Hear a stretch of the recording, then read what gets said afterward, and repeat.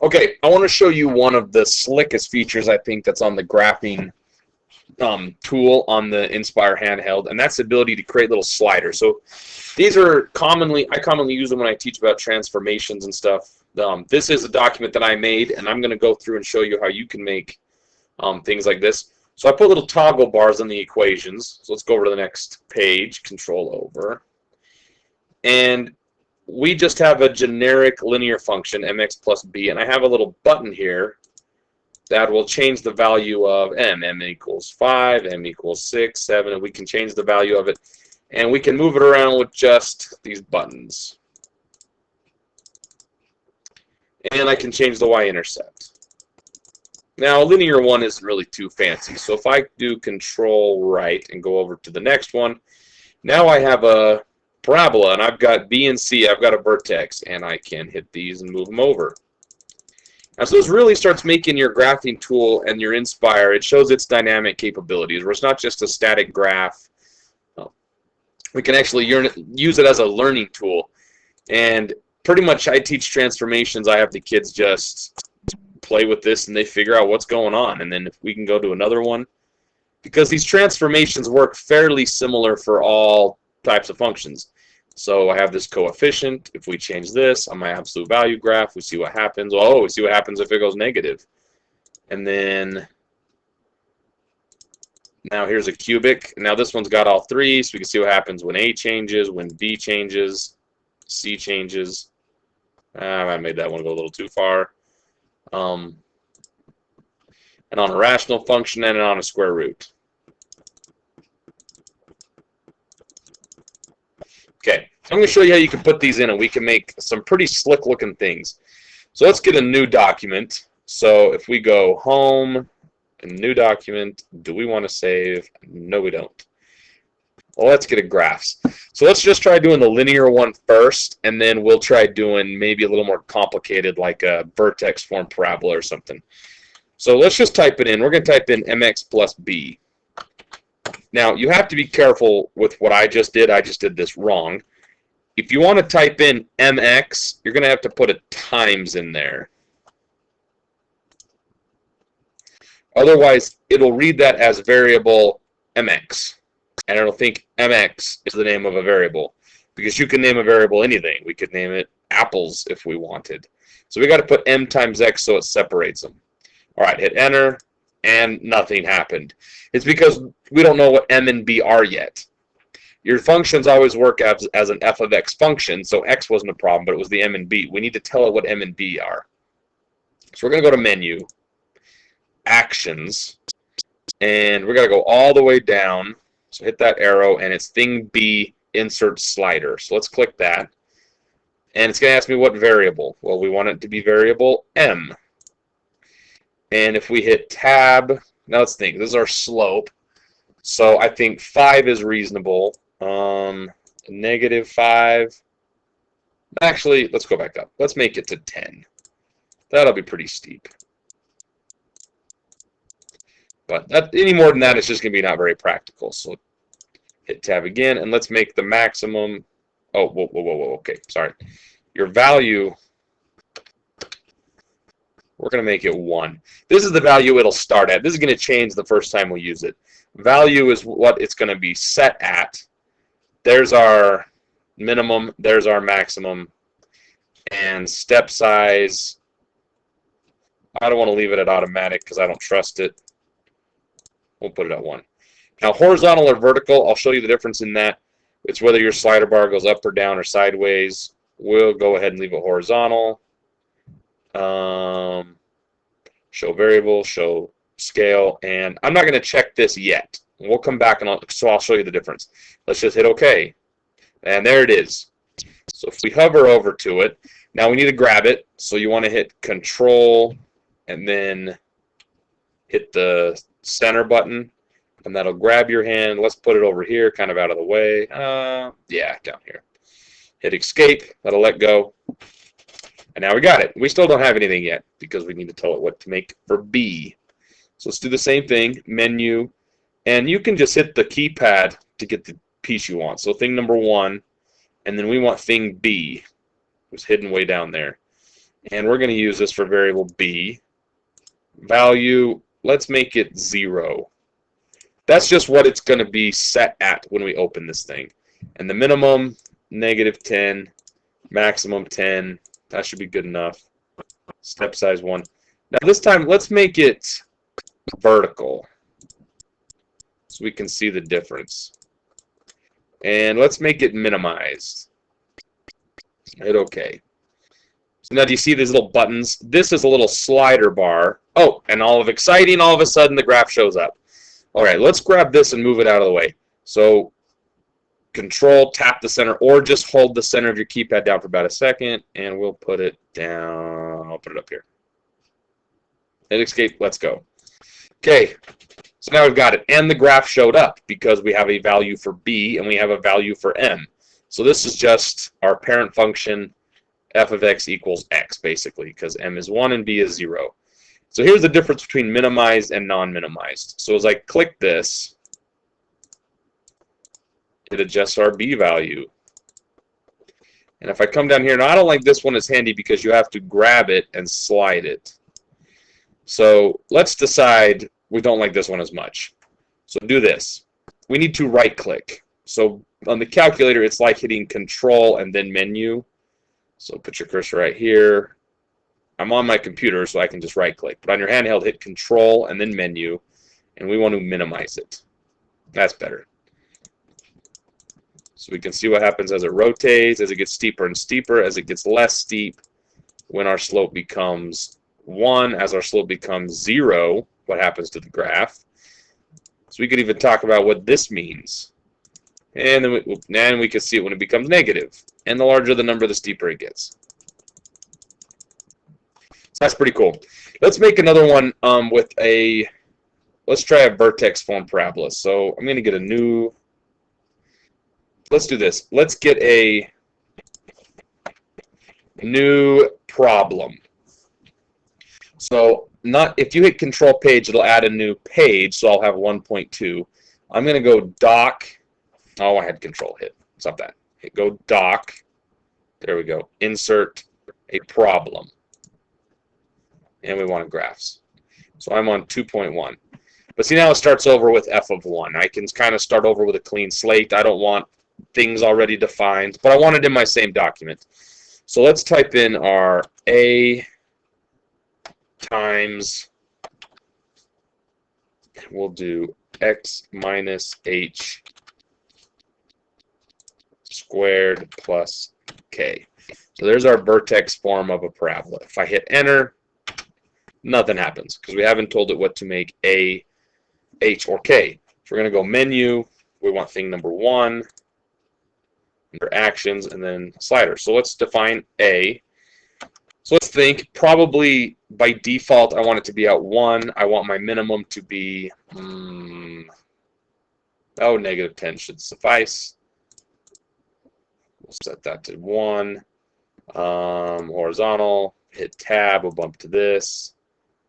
Minimized. If you hit spacebar on a toggle, it'll check or uncheck it. Then we'll hit OK. And let's just set it. We'll put it up here. And I'll put my H and K down here. That might be helpful. Okay, so we got it. But our graph didn't show up. We got 2 more to do. So menu, thing 1, and then thing B. And this is going to be for H. And we'll put it at 0. We'll have just the parent function show up when we start this thing. And 10 and -10 should work. 1. And since H is our horizontal shift, I'm going to leave that as a horizontal. And I like it minimized. Okay, so there's H. We'll put that down here. And we can always move those later if we change our minds. Okay, menu, 1 for actions. Oh, hit escape. I got ahead of myself. 1 for actions, B. Okay, so we have to define K. I'm going to make this 0. Minimum will be at -10. Step size is 1. And since this is our vertical shift, we'll make it a vertical. Oh, I forgot to minimize it. Aha, but there's our graph. It all showed up now. So our vertex is at 0, 0 because we said so, and I'm going to dilate it just with a power of 1, so timesing by 1, whoever good parent function. Except this isn't exactly how we want it to be. So put your cursor on it. If you hit control menu, like right-clicking, we can minimize. And that's how you can open up the settings too, if you want to rechange the value or the max or the minimum. All right. Grab it and let's hide it. Nah, we'll put it by this one. Okay, so now if I change my K, as I raise that up or down, it raises my function up and down. It changes the vertex. H, left or right, will move my vertex left or right. And A will dilate it, compress it. Oh, we can see what happens when A is 0. We can see what this means. And as I let A become negative, we see what happens with that. That is fantastic. Okay, one thing I wish happened is this. I have my label, but it's not as useful because it's just saying A, H, and K, regardless of what these values are. You notice it doesn't change the equation because I just gave this the variables. The calculator reads K as 2. It's going to read H as 1, but it doesn't tell me that. I want to make it tell me that. And there's a slick way we can do that. Okay, so this is going to get kind of tricky, but we're going to see if we can make it work. So I need to split the page. So do you remember when I used Control T and I split the graph with the table? We're going to do kind of like that. I'm going to go to Doc, and we're going to go to Page Layout, select Layout, and we want it like this, like Layout 3. I want to split it down the middle, horizontal. Okay, let's bring this down. I don't need a lot of space down here. Down here is where I'm going to put the name of my equation. I'm going to go down until I go about right there. Okay, and I'm just going to move the cursor over here. Now remember, if you hit Control and then Tab, that'll bounce you from window to window. So if we come down here and click on it, first thing it's going to want to know is what did you want it to be? We want it to be a Notes. Now I know I've already made it go too far because it's trying to scroll up and down, so I'm going to make it just a little bigger. Oh. There we go. Right, just big enough we don't have that little scroll show up. Because down here I'm going to put the dynamic function equation. It's going to tell us right what it is.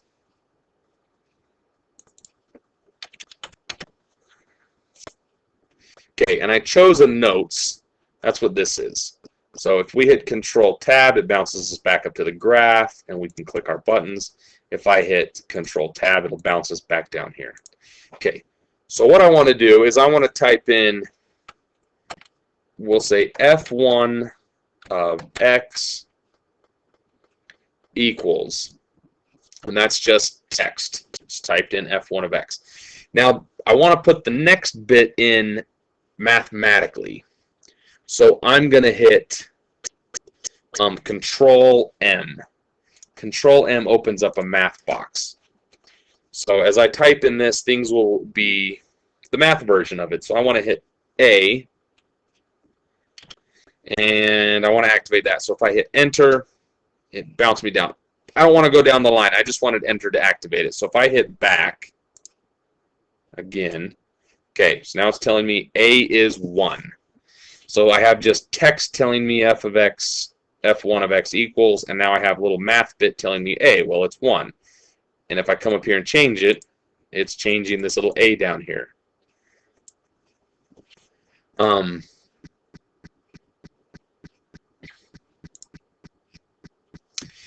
Now, I don't want this little A to show up. I just want the number to show up. And you know what? We better give that a real value. Otherwise, it's going to... We want something to look familiar. Okay, we want this little A to not be showing.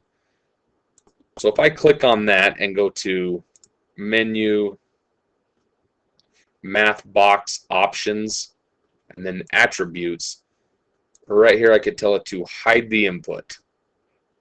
So I don't want it to show input and output. I don't want it to be A and tell me what it is. I want to hide the input. I don't want to see the A. I just want to see what A is. We'll hit OK.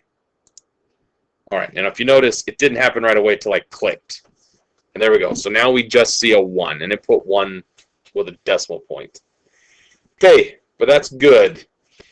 Now we want to put in a little bit more of the text. So I'm going to put in, I'm going to come over right here. Yeah, it shows it when I went into the box. I'm going to come right here, and I'm going to put in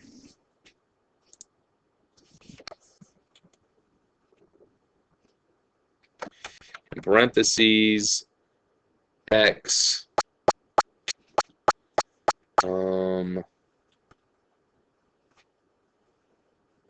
minus.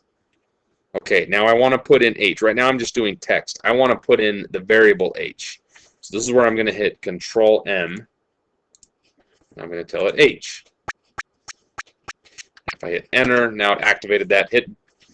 Let's hit back a couple times. Okay, so now I got h is 4. And I could finish putting in my parentheses.